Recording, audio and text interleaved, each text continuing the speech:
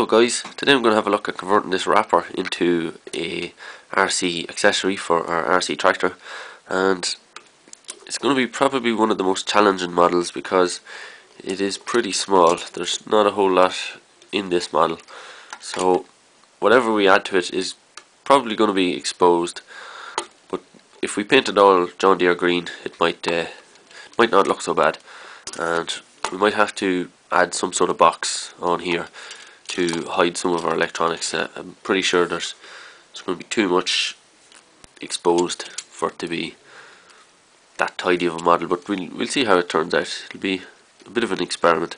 So the main things that I'd like to have working would be the bale lifter, so that we can drive up to our bale and throw it up into our wrapper like that. And probably impossible thing would be to get this spinning, but we'll give that a go anyway. We have a couple of small little motors, we might be able to get it spinning. Then it lifts up like this. It needs to get to a very high angle before the bale will actually fall, so that's another challenging thing. So that might be impossible too, but we'll give it a go. We'll see what we can do. The last thing would just be to get this back plate moving, but that mightn't be too difficult either. That should be pretty simple. Well, it'll be as simple as lifting the bale.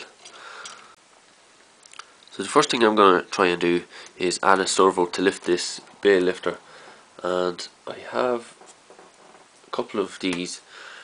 Well, I have two of these little I think they're micro servos, I suppose, that I got from Hobby King.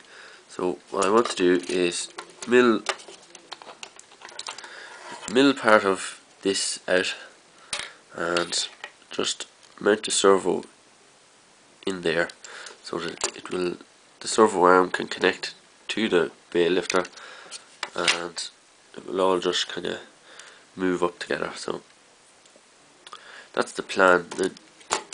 These don't have a whole lot of power, but these bales are very light, so hopefully this will work out. We'll give it a go and see what happens. It's not a very expensive model, so it's not that big a deal if we just ruin the model really. So okay, I've cut away the edge here. We had an edge like this on this side, so I've cut it away to let our servo in like this. So now we should be able to fix that in place. Put a little bit of wire through the lifting arm here. We need to somehow fix the servo so that, you know, when we go to lift the arm, that the arm moves and not the servo. But that shouldn't be too difficult. When I finish this, if this isn't too high, I might just put a plate over the whole lot of it and paint it all John Deere green. But we'll just see how it works. First of all, anyway, we need to connect the servo to the lifted arm, so we'll do that now. I've drilled a hole in the little arm here and put a little piece of wire through, and I have the little servo connected, so let's see what happens. So obviously the servo is getting stuck, and that seems to be because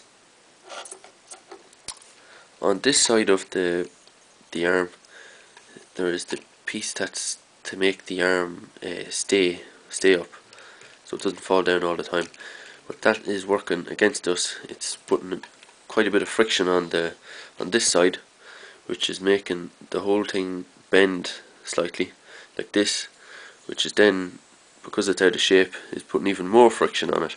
So once our servo starts to pull here, it bends everything out of shape and it just gets worse. So we're going to have to try and do something about the friction on this side of the model, but that'll be difficult to do. On this side comes out no problem because I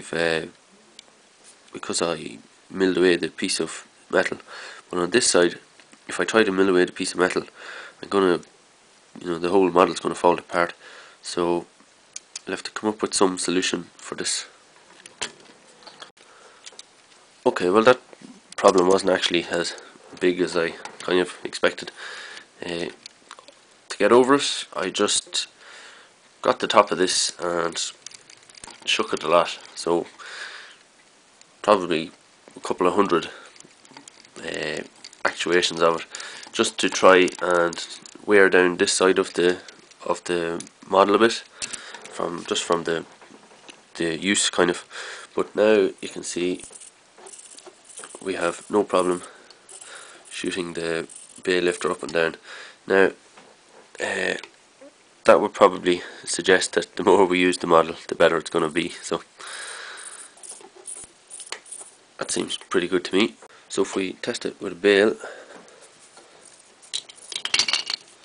well, if it didn't, but I think we'll have to put a bit of padding on the back of the Bale lifting arms because they kind of go back a little bit too far. But anyway. Okay, so obviously don't have much trouble lifting the Bale, so that seems to be pretty good. We just need to fix the servo in place, and then we should be pretty much good to go. So when I was trying to get a mounting point for the servo, I noticed it was getting very hot, and then shortly after that it completely failed. And I've opened it up here, and these wires, the very ends of them seem to have melted together. So something on this board got very hot, and long story short, the servo is just not working anymore. So this was a very weak servo anyway, but it was the only one I had that was this small. So what I've done is order a bunch of servos that are hopefully roughly around about this size. I've got them all from eBay, and they're ranging in price from $2 to around about $8, I think. And we're going to have a little comparison of cheap eBay servos. I'm trying to get ones that are similar enough size to this one, because we still need to hide it under this, so if it was much bigger than this, it's not really going to work. So the cheaper ones obviously have lower torque, the more expensive ones have higher torque, so hopefully they're all around the same size, so you're paying extra to get the same power from a smaller servo basically. But I'm going to do a comparison of the different servos. We're going to find out which is the best. With any luck, it'll be the €2 or the $2 one will be powerful enough to do this. But when I get them servos, I'm also going to find out if any of them will be useful for say steering servos in a tractor or lifting arm servos. So here's the servo that was in the Fendt, and as you can see, it's a very big servo. While I was looking for the smaller servos, I noticed that a slightly larger servo than this one was claiming the same torque as this servo. So if we could fit that, well, no, I mean, if we can replace this with a servo this size, we would have a lot more space. See, this takes up a huge amount of space in here. So if we could reduce the size of this servo to the size of this one, we could probably add a lifting arm servo as well. So this is one of my first models, so I only worried about steering and drive.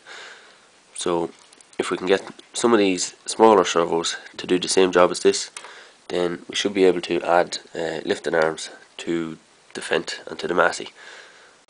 So that servo failure has brought this build to an end for today. It'll be a few weeks before I get those servos for the test. But if you like this video, give it a thumbs up, and if you have any questions, post them in the forum or post them below and I'll do my best to answer them. If you're interested in seeing the video comparing the different servos, make sure and subscribe, and also to see the follow-up video where I upgrade the Fendt and upgrade the Massey to add lifting arms and hopefully a smaller steering servo. It all depends on how torquey the little servos turn out to be, or if their dimensions that are claimed on eBay are actually these dimensions. It could be complete nonsense. It could turn out to be as big as this. So we'll have to take a look at that then in a follow-up video, so make sure and subscribe so you don't miss out on that. And that's everything, so thanks very much for watching.